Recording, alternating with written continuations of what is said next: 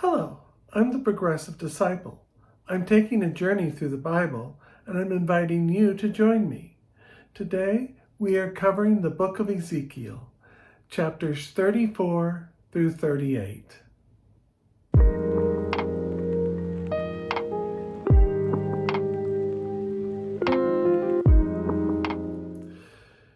In chapter 34, God condemns the leaders of Israel, comparing them to shepherds that only take care of themselves and not their flock.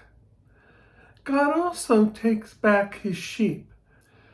God will also judge between the good sheep and the bad sheep, who destroy the pastures and pollute the waters. God promises to restore and bless the people in the land. I must admit, chapter 34 really spoke to me.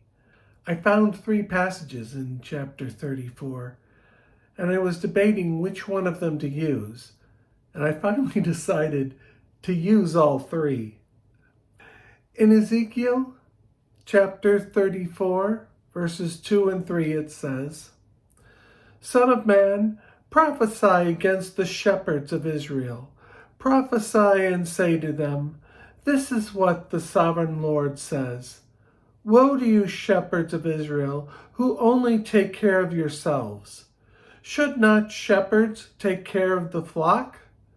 You eat the curds, clothe yourself with the wool, and slaughter the choice animals, but you do not take care of the flock.'" These verses spoke to me because it is a reminder to me not to use a position as a leader to enrich myself. This also is a reminder to me to take any leadership role seriously and not shirk my duty. In Ezekiel chapter 34, verses 17 and 18, it says, "As for you, my flock, this is what the sovereign Lord says. I will judge between one sheep and another, between rams and goats. Is it not enough for you to feed on the good pasture? Must you also trample the rest of the pasture with your feet? Is it not enough for you to drink clear water? Must you also muddy the rest with your feet?" These verses remind me that I need to take care of the environment and not take more than what is my share. As a middle-class American, I feel particularly convicted by these verses. This is a reminder to me to be willing to make changes to help make this world a better place.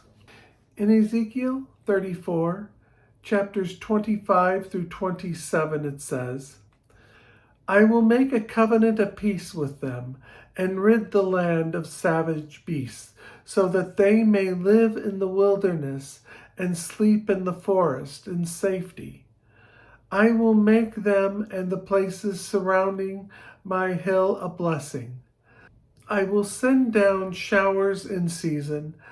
There will be showers of blessing. The trees will yield their fruit and the ground will yield its crop. The people will be secure in their land. They will know that I am the Lord when I break the bars of their yoke and rescue them from the hands of those who enslave them." This spoke to me because it shows God's loving nature, something I find lacking in Ezekiel. It's kind of like assuring a child that you still love them, even though you had to punish them. I also feel that Jesus is part of the fulfillment of this prophecy. Chapter 35 is a prophecy against Edom. In chapter 35, verses 5 and 6, it says, "Because you harbored an ancient hostility and delivered the Israelites over to the sword at the time of their calamity, The time of their punishment reached its climax.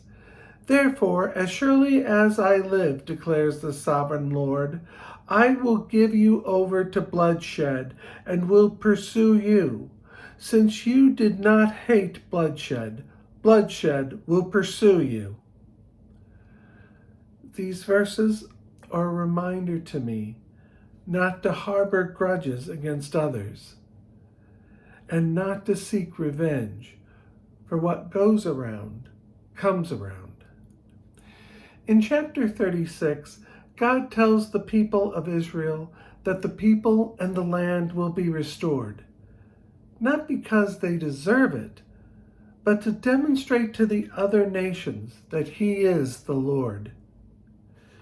In Ezekiel chapter 36, verse 26 and 27, it says, I will give you a new heart and put a new spirit in you. I will remove from you your heart of stone and give you a heart of flesh. And I will put my spirit in you and move you to follow my decrees and be careful to keep my laws. This spoke to me because it gives me hope that we will overcome our hateful hearts and become a loving people. This is a reminder that I am called to promote justice and mercy in this world. Chapter 37 is of two prophecies. The first prophecy, Ezekiel is in a valley of dry bones, and God has Ezekiel prophesy to the bones to grow tendons and flesh and then skin. But they had no life in them. So then God had Ezekiel prophesy to the breath, and the four winds came, and the bodies became alive. This is a sign that Israel will once again return after the exile. The second prophecy, Ezekiel takes two sticks, one representing the nation of Judea, the other the nation of Israel. He joins them together and makes one stick, this symbolizing that Judah and Israel will become one nation.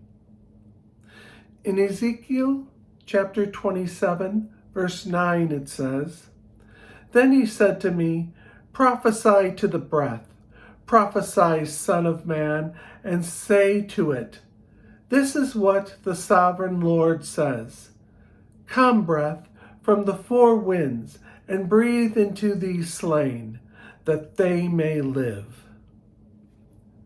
This verse spoke to me because it reminds me of the power of the Holy Spirit, and that through the Holy Spirit, our actions can become alive. Chapter 38 is a prophecy against Gog from Magog. Gog will attack Israel, but God will demonstrate his power. In Ezekiel chapter 38, verses 14 through 16, it says, Therefore, Son of Man, prophesy and say to Gog, This is what the sovereign Lord says. In that day, when my people Israel are living in safety, will you not take notice of it? Will you come from your place in the far north? Will you and many nations with you, all of them riding on horses, a great horde, a mighty army? You will advance against my people Israel like a cloud that covers the land. In the days to come, Gog, I will bring you against my land, so that the nations may know me when I am proved holy through you before their eyes. This verse spoke to me. Even though Israel will have a prosperous time, trouble will visit her. I can expect trouble to visit me as well, even though God has given me a good life. But I will not blame God for troubled times, but I will work with God to guide me through such times and overcome. So, this is my take of Ezekiel 34 through 38. Please like this video, and if you haven't subscribed already, please subscribe. Also comment. I would love to read your comments. I am the Progressive Disciple, and I will see you in the next video. Thank you for watching.